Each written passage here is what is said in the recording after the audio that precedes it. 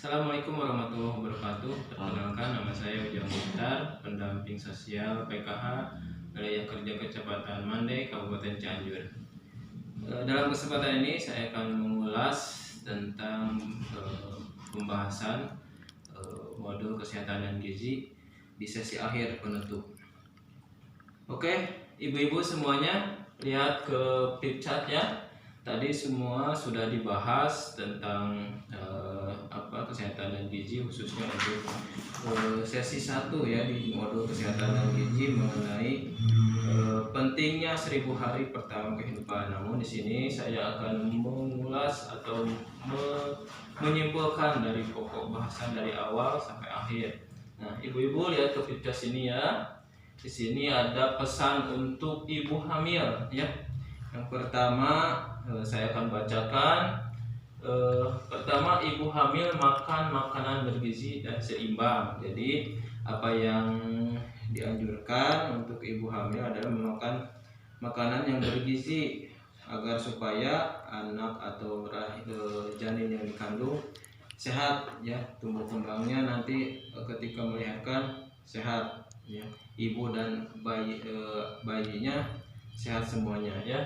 Terus yang kedua, ibu hamil harus periksa ke puskesmas minimal 4 kali selama kehamilan. Jadi ibu-ibu dapat disimpulkan bahwa bukan khususnya peserta PKH saja ya, jadi umumnya semua ibu hamil harus memeriksakan ke layanan kesehatan itu 4 kali selama proses sampai ke melahirkan ya, gitu. Yang berikutnya, konsumsi TTD tiap hari selama kehamilan. Jadi tadi sudah dijelaskan bahwa TTD itu apa, ibu-ibu? Tablet tambah darah. Ya betul. Jadi tablet tambah darah. Jadi ibu-ibu yang sedang hamil itu perlu tambahan energi karena asupan gizi atau asupan makanan yang dimakan oleh ibu itu diserap juga oleh bayinya. Jadi harus ibu-ibu harus memiliki tenaga ekstra ya. Jadi tambahan darah ya. Jadi ada tabletnya gitu ya. Terus yang selanjutnya, ibu hamil harus melahirkan di fasilitas kesehatan dan dibantu tenaga kesehatan. Jadi perlu diketahui bahwa ibu-ibu ketika melahirkan harus ditolong oleh tenaga medis. Kenapa?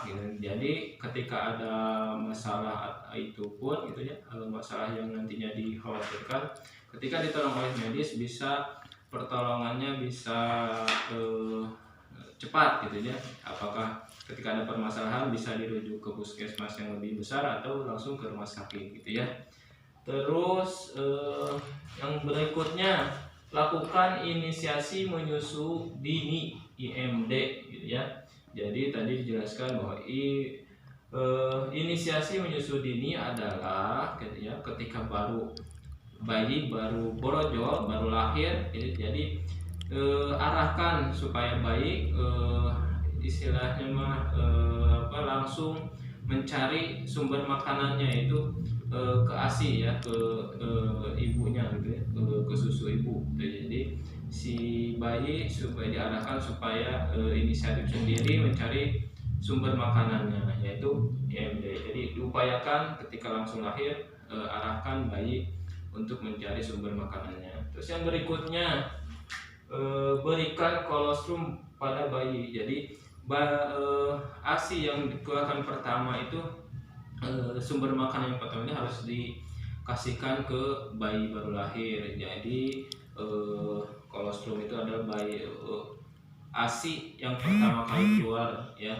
untuk diberikan ke bayi, yaitu berwarna kuning kolostrum itu ya. Jadi jangan dibuang begitu saja, langsung berikan kepada bayi baru lahir. Terus yang berikutnya, beri ASI saja selama 6 bulan gitu ya. Jadi bayi yang baru lahir sampai 6 bulan itu cukup dengan asupan ASI saja gitu ya, ASI eksklusif. Apa ibu-ibu? ASI eksklusif. Apa itu ASI eksklusif itu? ASI saja Pak. Pemberian ASI Ya, saja jadi- selama 6 bulan. Betul, terima kasih jawabannya. Jadi cukup dengan ASI aja 6 bulan, tidak perlu tambahan makanan apa-apa gitu ya. Dengan ASI saja cukup gitu ya. Jadi bayi sampai usia 6 bulan cukup dengan asupan ASI saja sudah cukup untuk tambahan energi atau masukan makanan pada bayi ya. Terus yang berikutnya, periksakan kesehatan ibu dan anak setelah melahirkan. Jadi tadi sudah panjang lebar dibahas, ketika pasca melahirkan pun harus sering-sering diperiksakan kesehatannya ya. Jangan sampai terlewat dari awal imunisasi, dari awal sampai akhir harus tuntas gitu ya pemberian imunisasinya. Terus kesehatan ibunya juga harus diperhatikan gitu, dengan asupan gizi dan untuk ibu dan bayinya gitu ya.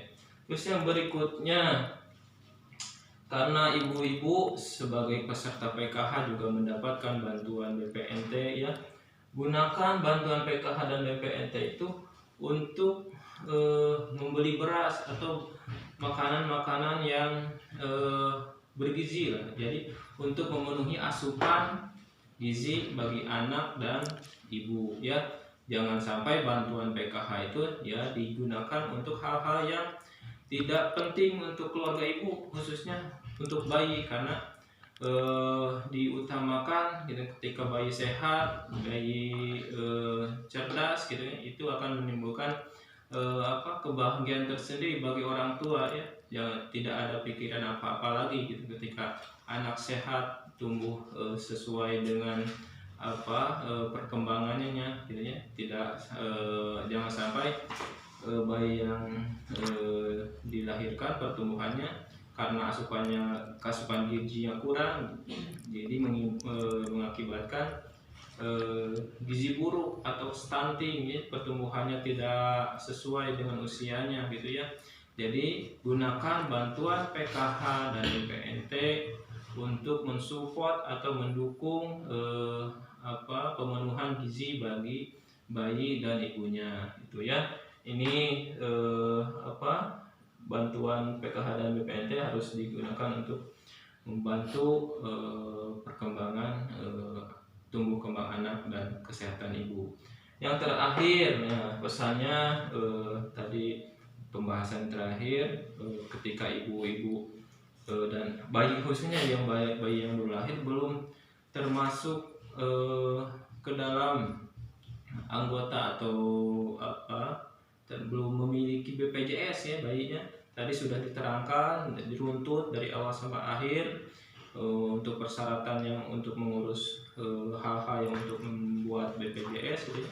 Tadi sudah dijelaskan runtut, nanti ketika mau dibuat tadi formunya sudah dibagikan ya, penuhi persyaratannya dan lakukan untuk pembuatan BPJS kesehatan supaya semuanya tercover oleh bantuan yang diberikan oleh pemerintah itu ya.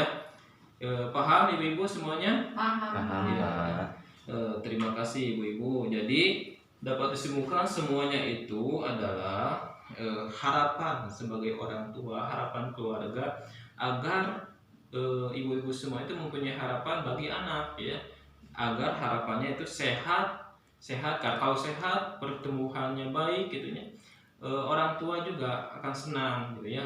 Terus harapannya tinggi ketika ibu-ibu punya cita-cita, misalkan bayinya kedepannya pengen jadi tentara atau polisi. Kalau perkembangan bayinya atau tinggi badannya tidak sesuai yang ditentukan oleh persyaratan itu, maka harapan ibu-ibu akan terputus. Jadi harapannya supaya tinggi, supaya cita-citanya juga pun tinggi. Terus yang terakhir adalah harapannya supaya cerdas gitu ya, ketika sehat, tinggi gitu ya, dan cerdas terpenuhi, maka insya Allah kedepannya harapan ibu-ibu akan diwujudkan oleh generasi ibu-ibu ya itu. Jadi semuanya ibu, ilmu yang tadi telah disampaikan dari awal sampai akhir tentang kesehatan dan gizi ya, ilmu ini harus dibagikan ya, dibagikan ke orang-orang terdekat ibu, keluarga atau tetangga yang terdekat ya. Jadi jangan sampai ilmu ini dipendam sendiri, bagikan ya. Dan ilmu mah gratis lah ya, untuk dibagikan, tidak berat untuk dipikul sendiri. Jadi harus berbagi ya, minimal kalau tidak bisa berbagi materi berupa uang atau barang, ilmu yang ibu dapat pun bisa dibagikan, harus betul ya. Nah ibu-ibu dari awal sampai akhir sudah menerima ilmu tentang kesehatan dan gizi, sampai pada akhirnya pada akhir bahasan pada hari ini. Mudah-mudahan dalam bahasan ini mendapatkan keberkahan dari Allah Subhanahu wa taala ya. Untuk menutup acara ini, kira-kira siapa yang mau memimpin doa untuk kemaslahatan atau keberkahan dalam acara ini? Bu Erna. Mangga Bu Erna. Mengapa? Ayo, mangga, sok baca. Atau nuhun Bapak. Hayu ibu-ibu sadayana urang ngadoa lainnya sarta acan arwih ku ngaoskeun hamdalah sasarengan.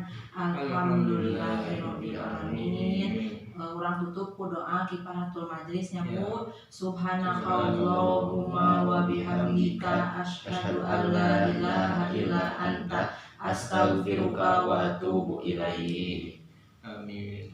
Hatur nuhun ka Bu Erna tos mimpin doa, mudah-mudahan anu didoakeun diaoskeun dari doa, mudah-mudahan aya dina ijabah dikabul ku Allah Subhanahu wa taala. Amin. Sekali deui hatur nuhun ka sadayana, ka ibu-ibu, terima kasih sudah menyempatkan waktunya untuk hadir mengikuti P2K2 hari ini ya. Dari saya cukupkan sekian. Akhirul kalam. Assalamualaikum warahmatullahi wabarakatuh. Waalaikumsalam warahmatullahi